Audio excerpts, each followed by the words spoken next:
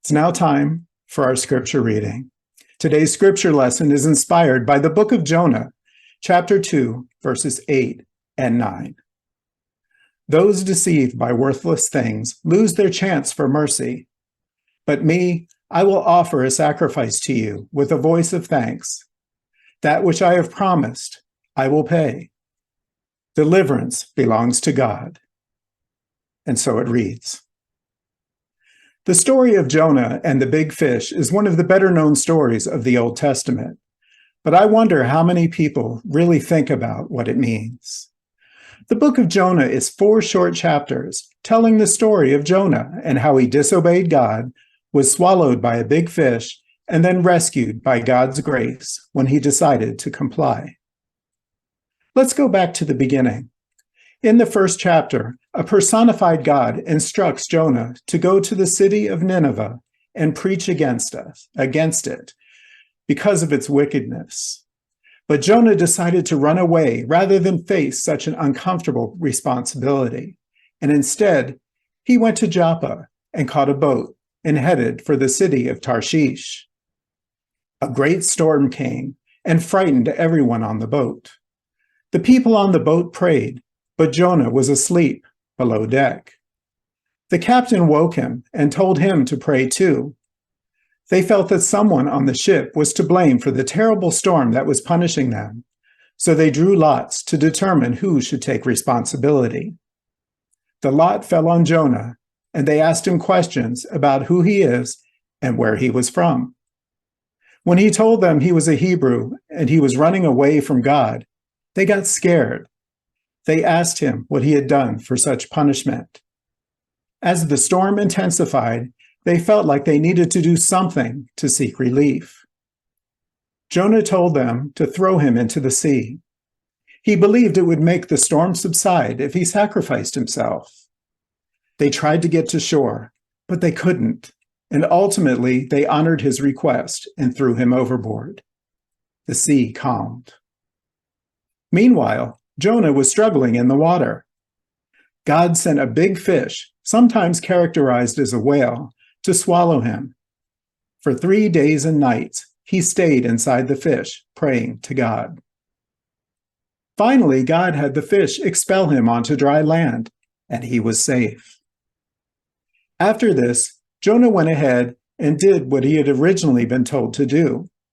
He had his challenges along the way, but the people of Nineveh became more aware of their ways, and Jonah became more aware of his too.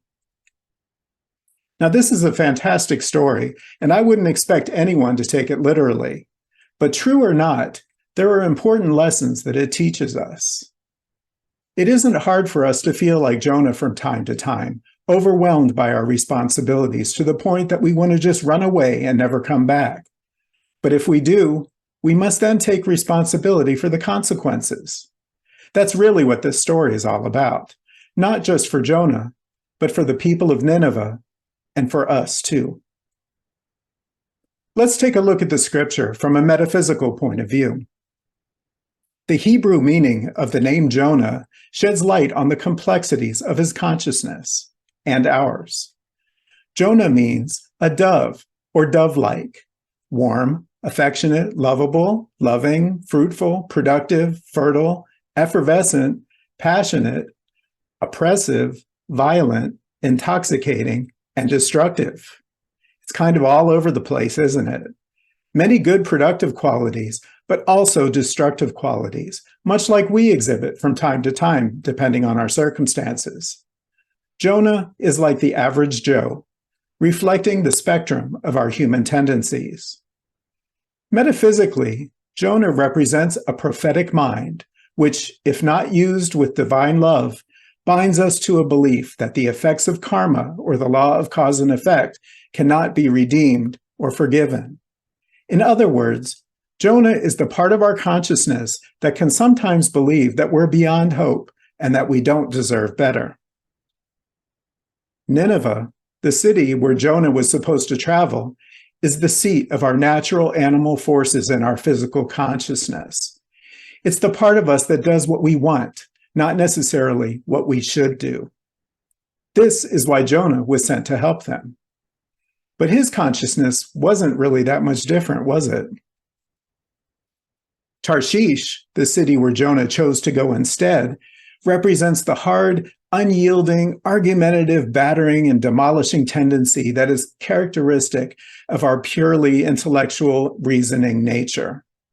Like Jonah, it's a place in consciousness where we tend to beat ourselves up for what we think we should be doing or the way we think things should be happening. On the way to Tarshish, Jonah had to go to Joppa, which is a place in consciousness where we appreciate beauty.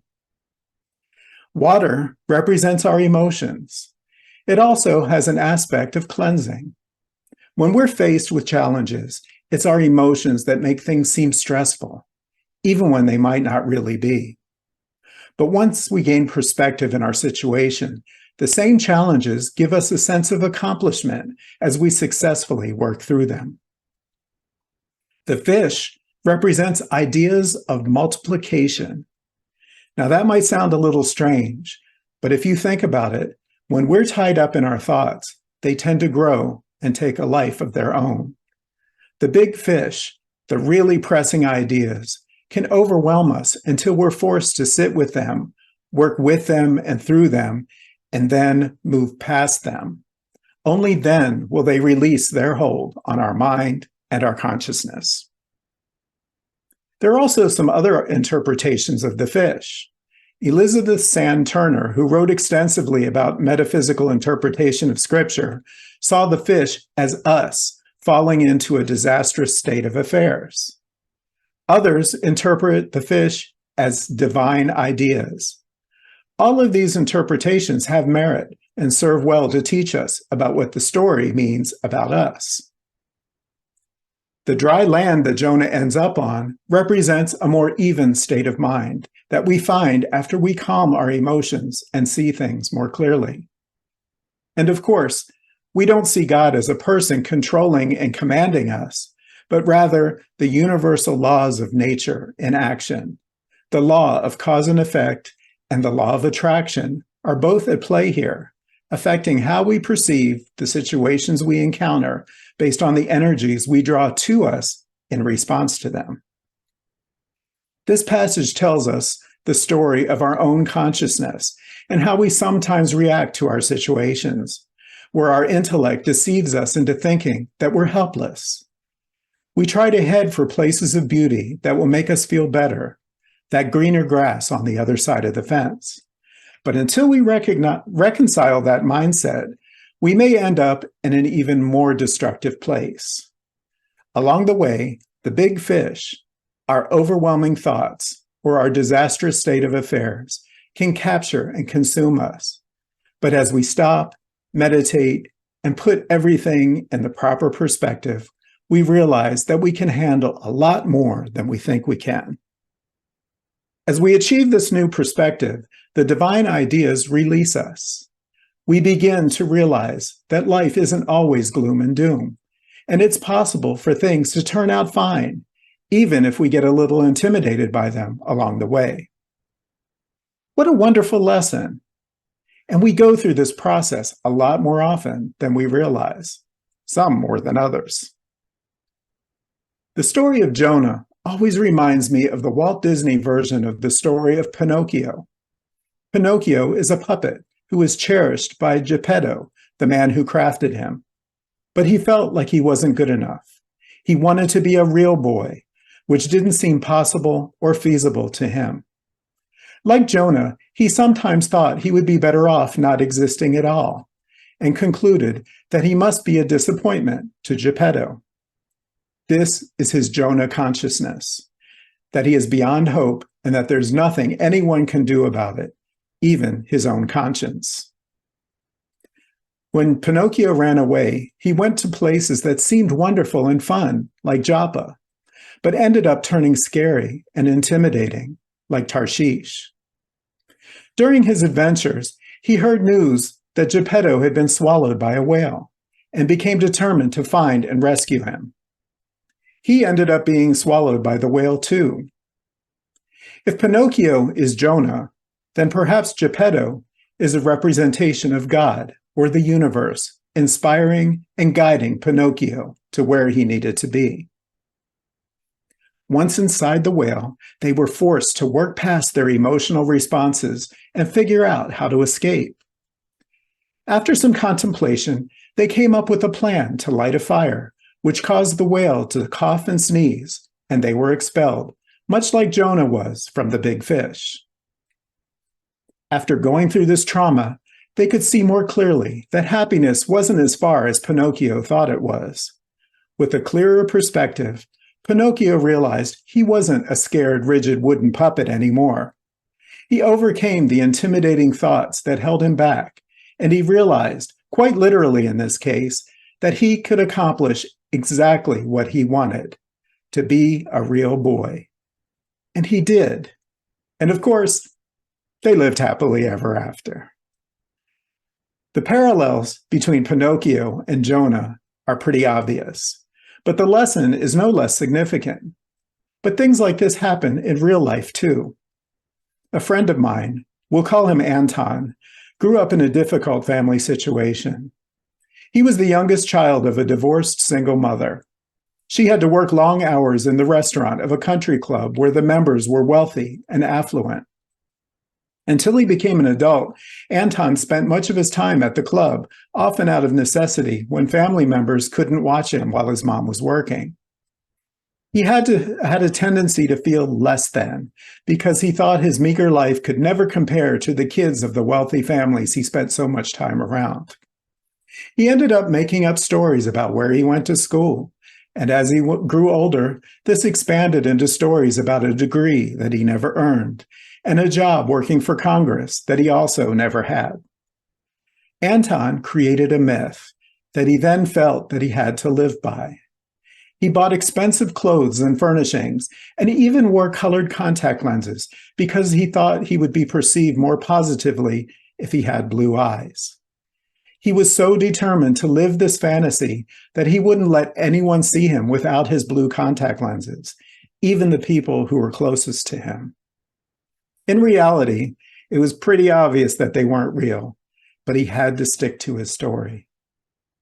He spent so many years living this fictional life and following what he thought were other people's expectations that he had never really learned how to just be himself. He spent too much money to get nice things, all so he could perpetuate the myth. He was a perfect example of Jonah, warm, affectionate, lovable, loving, effervescent, but also oppressive, intoxicating, and destructive, usually to himself. He lived behind a mask, and whenever he was asked to take responsibility for his reality, he tended to run from it.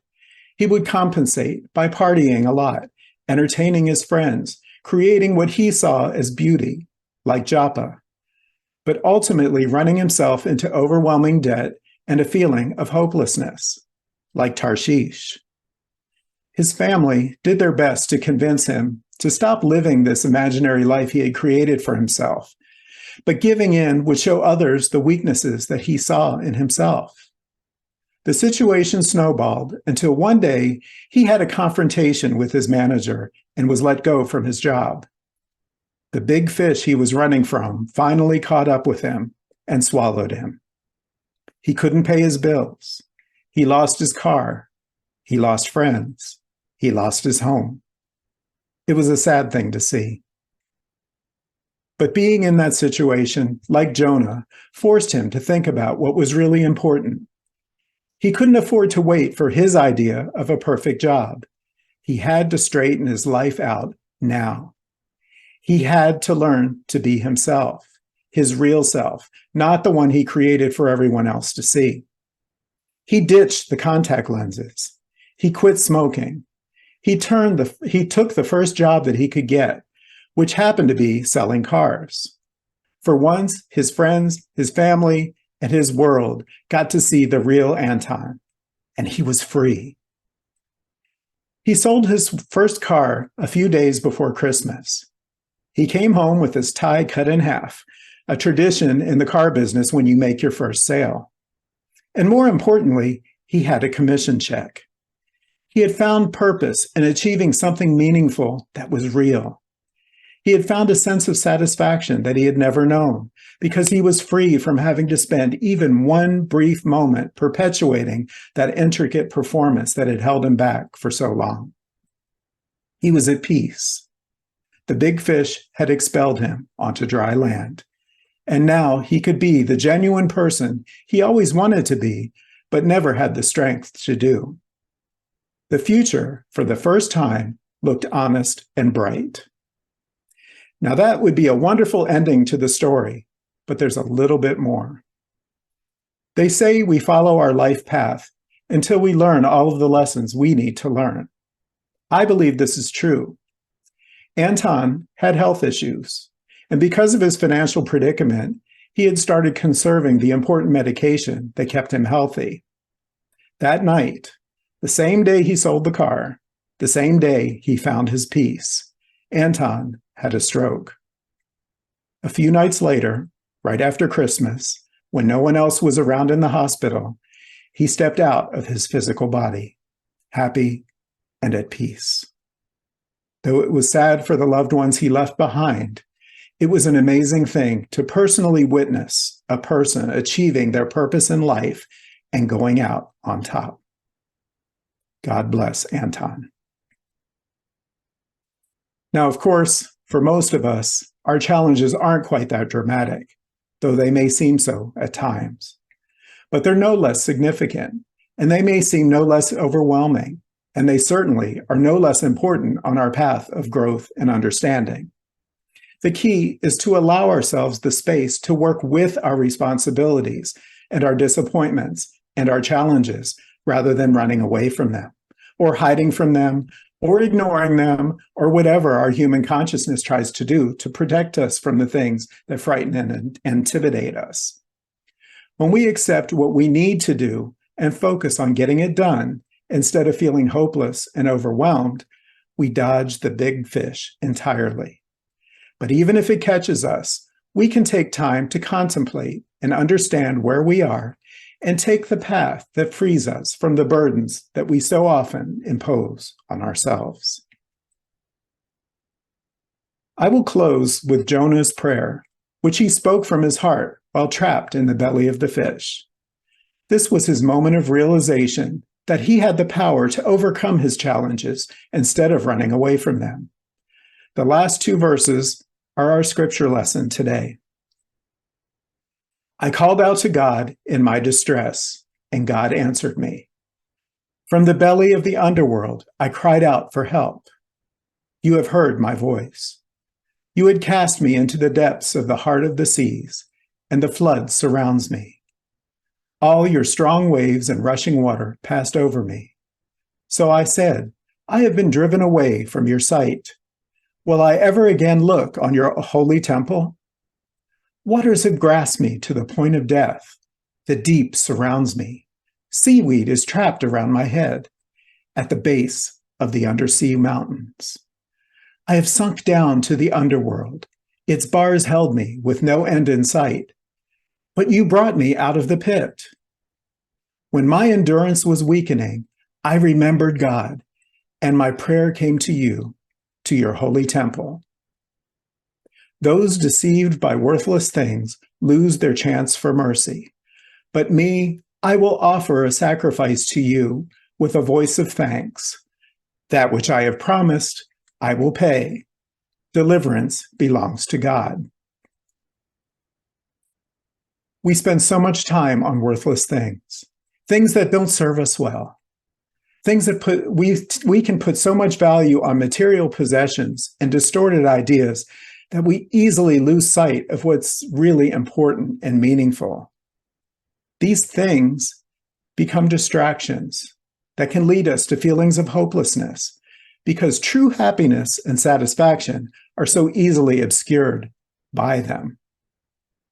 Verse 8 tells us, those deceived by worthless things lose their chance for mercy, not because someone is denying us mercy, but because we deny it of ourselves. Verse 9 continues, that which I have promised, I will pay. Deliverance belongs to God. When we commit to being the best person we can be, not the imaginary mask we have created for others to see, but our genuine self. There's nothing that can hold us back. And the universe responds accordingly. Find your peace, find your purpose, and live it every day. Namaste.